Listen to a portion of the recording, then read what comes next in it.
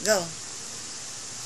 Fly without fear by Madeline Rapoy. Mommy, Daddy, where are you? My brother and sisters are missing too. I can't believe that this is true. Have no house. What will I do? I'm shaking and crying, going nowhere.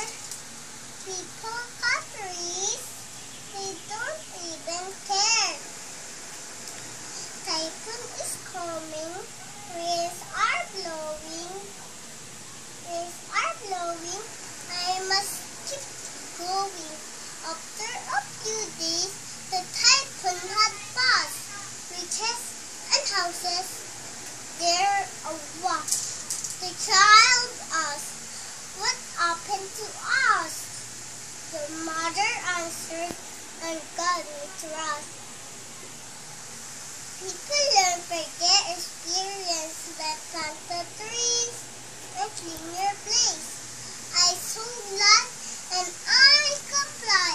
The rich, a clear blue sky. A clear blue sky. Oh, thank you, Lord, is still here. Safe and sound, tears are clear. The mother whispered, "Don't worry, my dear.